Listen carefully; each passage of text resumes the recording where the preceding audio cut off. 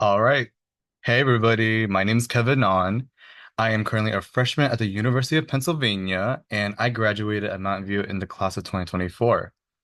My intended major is psychology, and I'm planning to do an uncoordinated dual degree with Wharton. So, if you guys don't know me, I am a questbridge National College Match. I am a Gates Scholar, Cohort 7, and I'm here to give you guys a little bit of advice as you guys begin to apply to colleges. All right, so let's begin. So today we're going to work on looking at questbridge National College Match and the Gates Scholarship. Both are pretty different, but both are full ride scholarships. So let's dive into it. So starting with questbridge National College Match. Well, what even is questbridge? questbridge is a college scholarship application process that helps low-income high school seniors to get into selective colleges. The program partners with colleges and universities to offer National College Match scholarships, which covers the full cost of attendance. What does that even mean? We'll get to that in a little bit. questbridge aims to match high-achieving students with full ride offers of admission from its partner universities. The program targets students using data from admissions tests and guidance counselors and offers mentoring programs to make the admissions process more accessible for low-income applicants. Currently, questbridge has around 52 partners, including 7 Ivy Leagues, several top 20 and top 50 schools. During the application itself, there's a mix of long and short and like a few word response questions. Now, let's look into the actual requirements of applying through questbridge.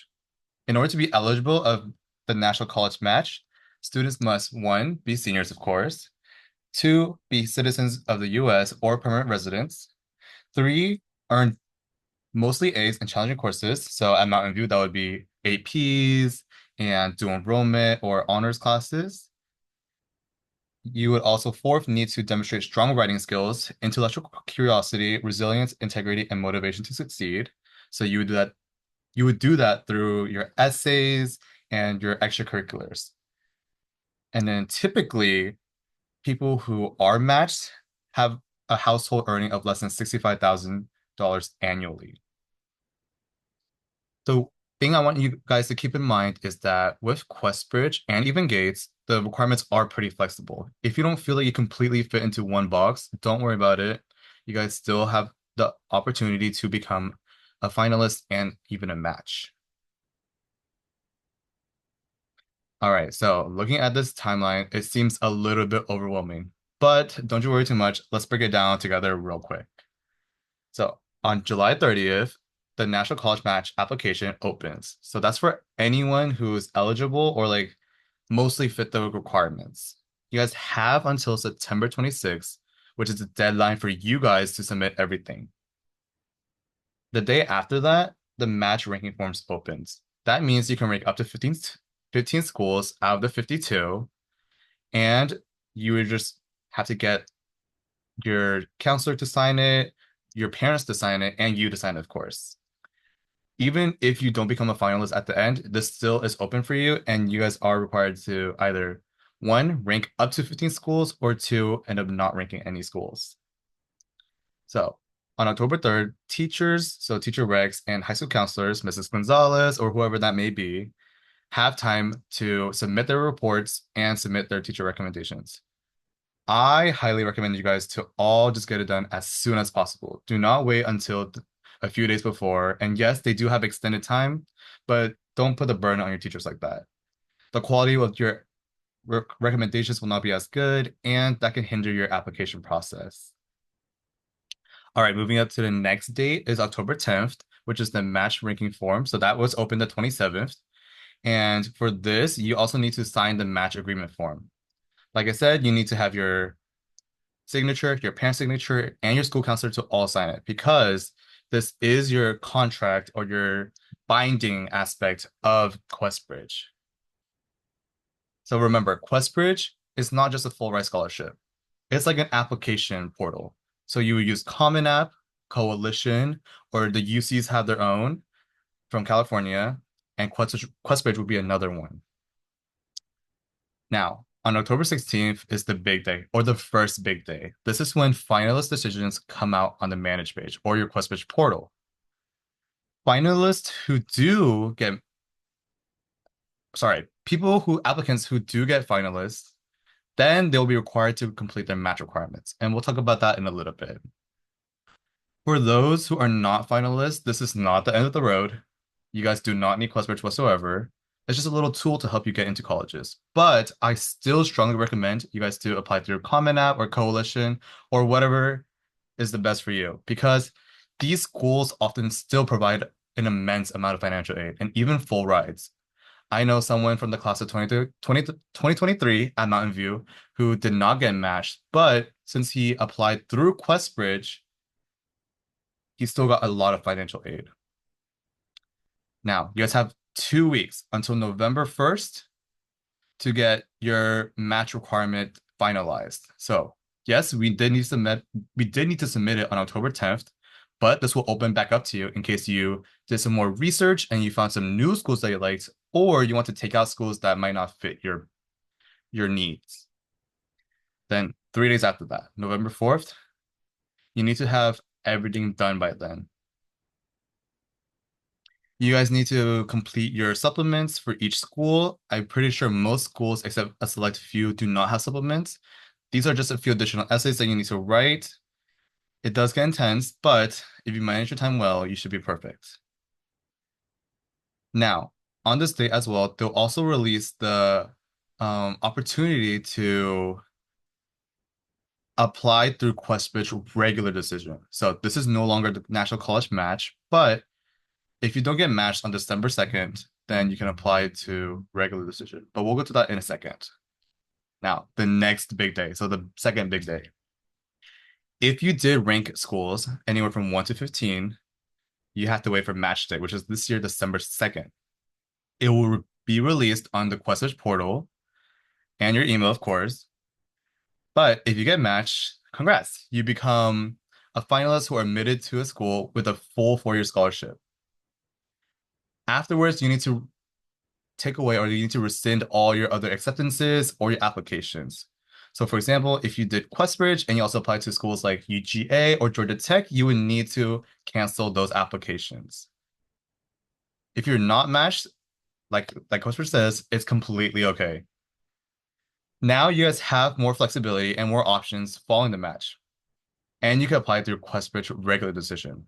This is no longer binding. So you can get into multiple schools and then you have time to decide which schools you want to actually attend rather than being obligated to go. All right, so let's go on, continue. There's a few more dates.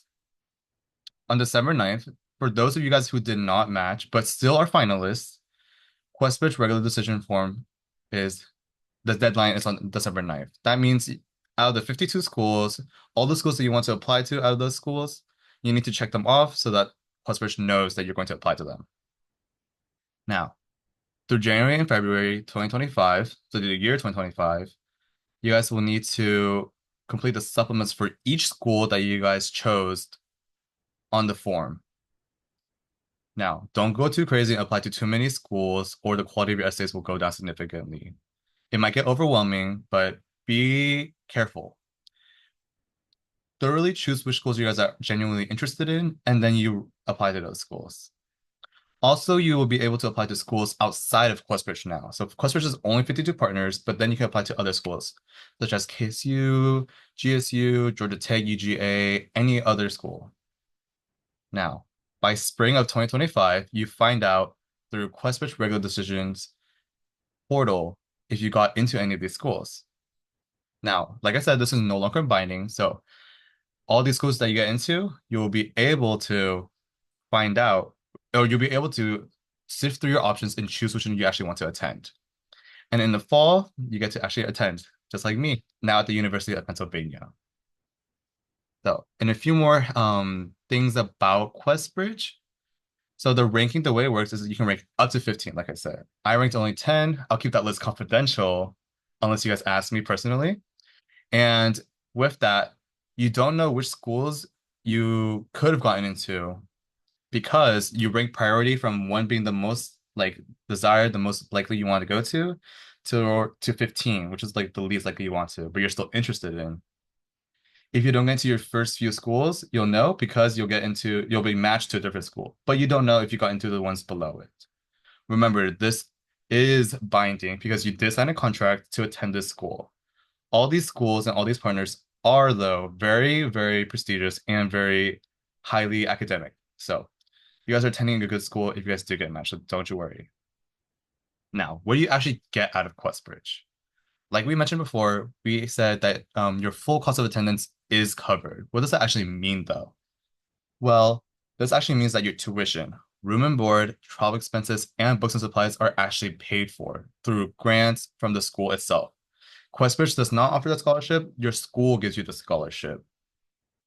The scholarship also means that you aren't required to have any parental contributions or student loans, but it may require student contributions like work study and savings. And these are great ways to get experience and hands-on work at your school and get some real life work experience.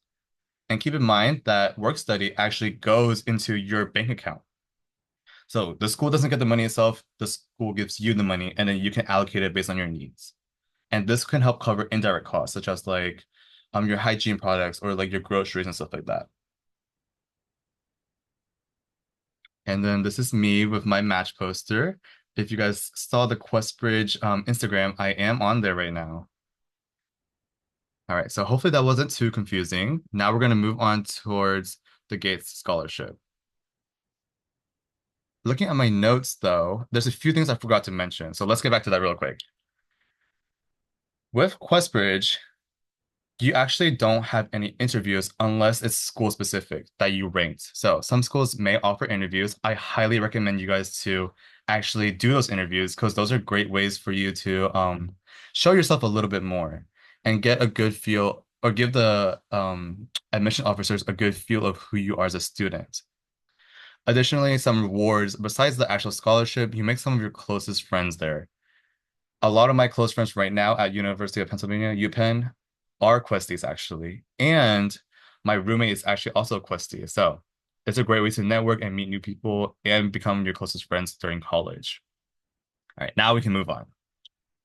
So the Gates Scholarship is a little bit different. I'm currently a cohort 7 Gates Scholar, and let's talk about it. So the Gates Scholarship, or TGS, is a highly selective scholarship program. The acceptance rate of lower than 1%. TGS provides last dollar funding for minority high school seniors and low-income households. The Bill and Melinda Gates Foundation launched the program in 2017 and will run until 2027. They are trying to help students succeed in college by removing the financial barriers. The scholarship recognizes students who have excelled academically, demonstrated motivation, shown leadership abilities through community service and extracurriculars. All right, so these are the basic requirements for TGS. So first, you must be a high school senior. Typically scholars are one of the following ethnicities, but like I said, it's pretty flexible. TGS scholars are usually Pell eligible. They are US citizens or residents, have good academic standing, which I know all of you guys are. And for the scholarship to work, you must be enrolled in a 4-year accredited not-for-profit, private or public university. And a little bit into what they're actually looking for as a student. They're looking for students with an outstanding academic record, demonstrated leadership abilities, so seen through extracurriculars and your essays, and exceptional personal success skills, which is also seen through your essays and extracurriculars. Like I said, this is the same for QuestBridge. You guys don't need to fulfill these bullets one by one. It's not necessarily a checkbox, but rather a guide.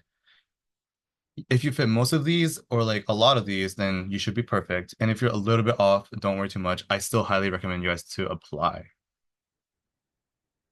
All right, so before we look into the timeline, there's a few things for Gates that is a little bit different for QuestBridge. So one, an interview is required of all finalists. Two, they have 4 long-ish essays around like 500 words, if I remember correctly. Whereas QuestBridge had like 2 long ones and then a bunch of short ones. Now, Let's look at it step by step. So July 15th was when the Gates Scholarship first opened, and now you guys have until September 15th to complete it. There shouldn't be too many essays. It should be basic like information. Afterwards, you get notified if you become a semifinalist around December. And then you have to complete essays, 4 essays by January. In March, you find out if you're a finalist, and this is where you begin having your interviews, and you need to schedule those interviews. A tip for these interviews is that they're actually online. The questions are online. So I didn't know this, but I highly recommend you guys to Google the answer, or not Google the answers. Don't Google the answers. Google the questions and then think about what you want to say. Remember, the interview is a way to get to know you, and you should be natural. Say what you think and truly believe in. By April, you get to be notified if you have become a Gates Scholar. And then in July, you get to go to a summer institute, which is like a summer conference. And then September is when you get your actual scholarship, when you attend school in the fall. All right. A good thing to know about Gates is that they don't have a restriction of like 52 schools like questbridge. Actually, Gates is nationwide. No matter what school you go to, they will have a Gates financial advisor to help you navigate your Gates scholarship at that university. Even if you, even if your school is new to Gates, they'll find someone and they'll train them to be prepared for your journey at college. And a good thing to know is that a lot of students I met at the Gates Summer Institute in July attended schools in Georgia, such as KSU, GT, and UGA. So even if you aren't interested in like a different school, but you rather stay in Georgia, you guys should definitely consider the Gates Scholarship because they will cover it as it is a last dollar scholarship and school does get expensive. So I highly recommend you guys to apply to the Gates Scholarship as well. So what is the actual reward? Well, the scholarship covers the total cost of college, minus the financial aid that you already get, other outside scholarships, and your expected family contribution. What does this actually entail or include though? Well, similar to Questbridge, includes your room and board, books, transportation, and other personal costs. You can also use the scholarship for study abroad purposes or off-campus housing. This is for your undergraduate though, and may not be transferred into your graduate school tuition. Now let's get into the summer institute that I was talking about. So for us, it was in Arizona and we stayed at a resort. They had a water park and we did get to attend that water park on the last day actually. The institute takes place over the summer before school begins for scholars. And then the Summer Institute serves several purposes. It gives an orientation and preparation to college. It provides several networking and community building opportunities. You get a mentorship and guidance. I have met wonderful upperclassmen who have definitely helped me a lot in getting reacclimated and readjusted towards living the city and in UPenn. You get exposure to several opportunities, good for work or internships or volunteering, several, many. And you also get cultural and social activities, which is also really fun. And here are just a few pictures of me and Luke. I don't know if you guys remember Luke from last year. He was also a Gates Scholar. He's currently attending the University of Georgia. And on my right side is some of my group mates and my mentors that I was with throughout the entire time there.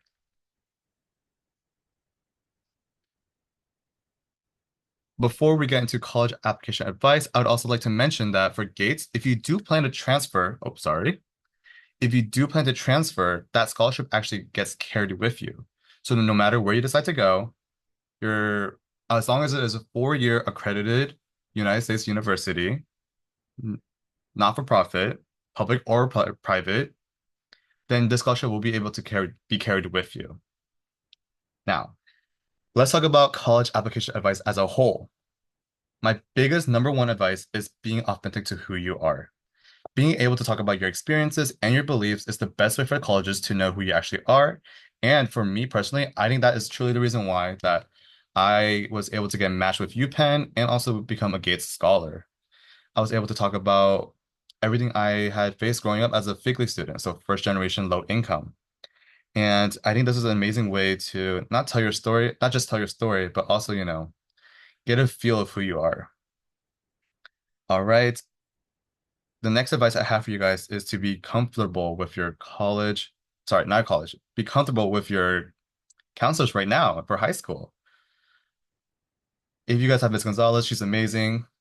Make sure you guys get to know her and talk to her about your college application journey. She'll help you so much tremendously. And even if you don't have Miss Gonzalez, get connected with your counselor. For me, I got Mrs. Mason, and then I was really like she was really involved in my college application journey and helped me so much. So make sure you guys do get connected with your counselors. For those who of you who are interested in UGA and Georgia Tech, I also applied to those schools and got in. So if you guys have any questions about that, let me know. I'm so down to help you guys.